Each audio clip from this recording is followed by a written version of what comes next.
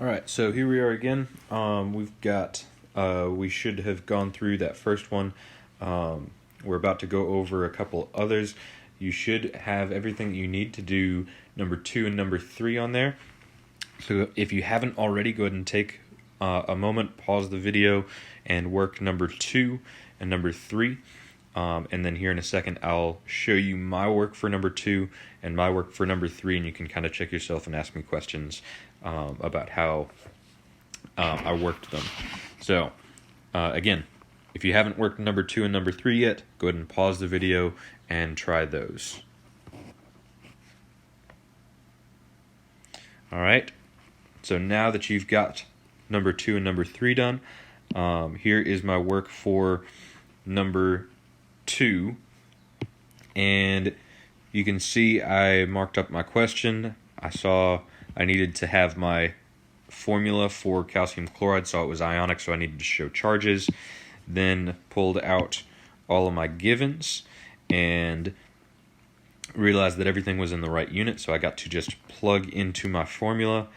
When I did that, molarity was already isolated here, didn't have to do any algebra for that. Did my division, only had one significant digit, so ended up with 1 molar CaCl2. Okay. All right, number 3. One thing, if you have not figured it out, hydrochloric acid, we've not talked about how to name acids and bases yet. That'll come a little bit later, but that would be HCl. So that's not going to play into this problem, but just wanted you to know what that would be. Then the problem itself. So this is how I worked the problem. We have the markup. I pulled all of my givens out. Formula, checked to make sure that everything was in the right units. It was, so I got to plug in. Molarity was already isolated, so I got to calculate it. When I calculated it, I checked significant digits. I could only keep 3 because that 0.832 only has 3 significant digits. And then that gave me the 2.20 because 4 is too low to be able to round up. So I kept it the same. All right. So now we are on number 4, and if you notice, we're given grams of potassium fluoride, 1.37 moles of solution, liters of solution, and then what's the molarity? So, one thing, I see this potassium fluoride here. I need to know the formula for that. I've got potassium is K, fluoride is F. Potassium's a metal, fluoride's a nonmetal, which makes it ionic. I need charges. This ends up being a +1 and a -1, which means that I've got KF for this one. And that is going to actually play a big deal in this one, because when we pull this out, I've got molarity is still my unknown, but then moles equals 18 grams of KF, liters is 1.37 liters. Now, that is the problem right there. When I check my units, I see I've got grams that'll end up being able to get to moles. So with that, I'm going to kind of do like a little star because I need to do a conversion there. And I'm going to kind of do some side work. I'm going to do like a little block so that I know that I'm doing something different. So 18 grams of KF. I need to do a conversion because I ended up needing to get to, in my formula, I need moles. Okay, so I need to end up with how many moles of KF there are. Well, I'm in grams right now, and grams I know is a measured unit. It's a mass, so I need to find the molar mass of KF. So my mass for potassium is 39.098. I'm doing this right here in the middle here, and then I'll erase it in a second. I only have one of those, and then add that with my one fluorine, which is 18.998.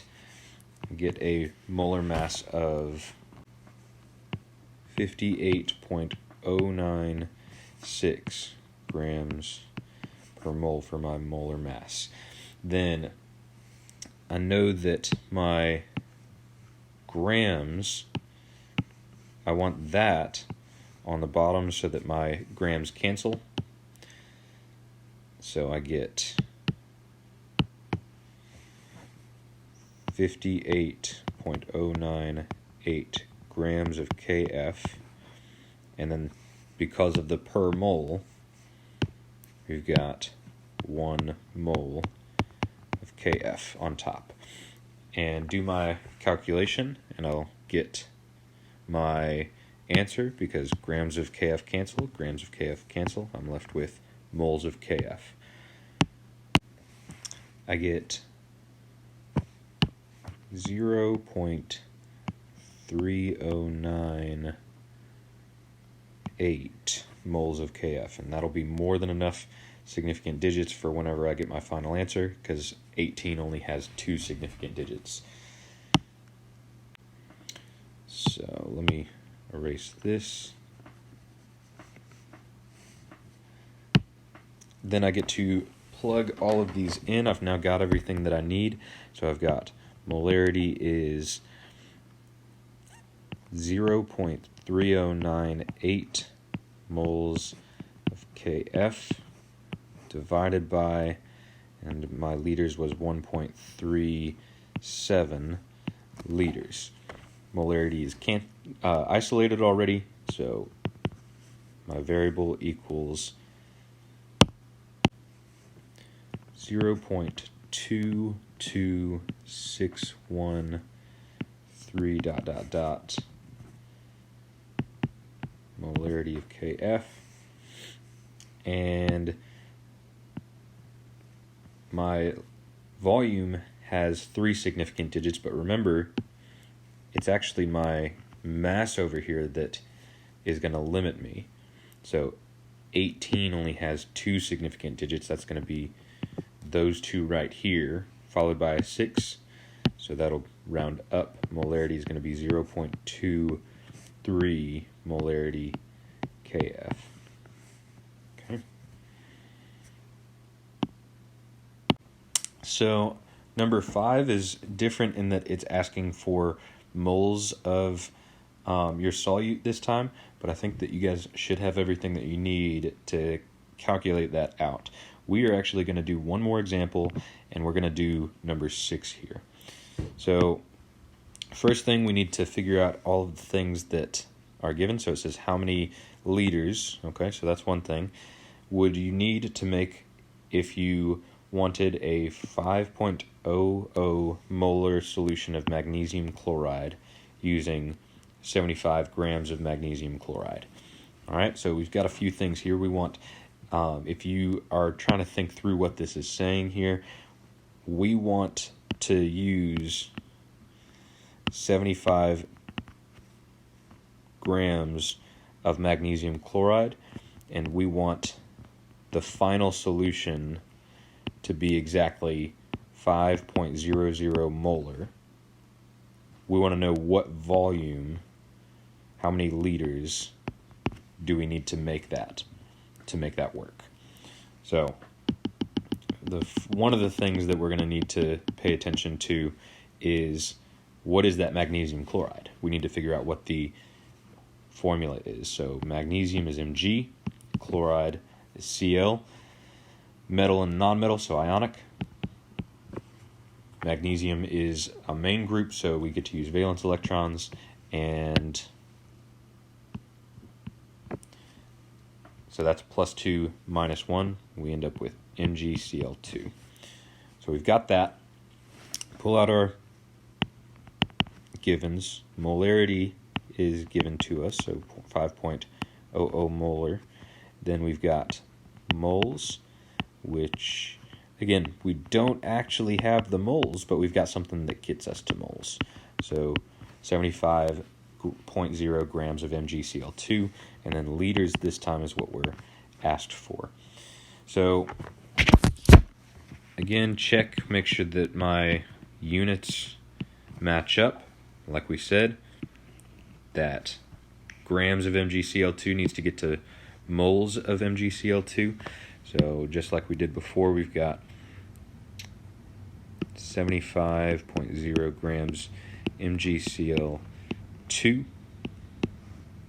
Give you guys just a second to calculate out the molar mass of MgCl2. So go ahead and pause the video, calculate that out, and we'll come back in just a second.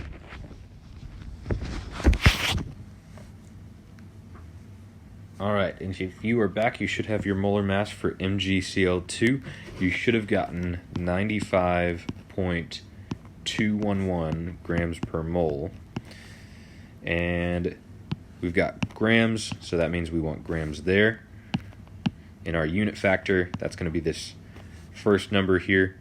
So we're putting that on the bottom, 95.211 grams of MgCl2. Forces our 1 mole of MgCl2 on top.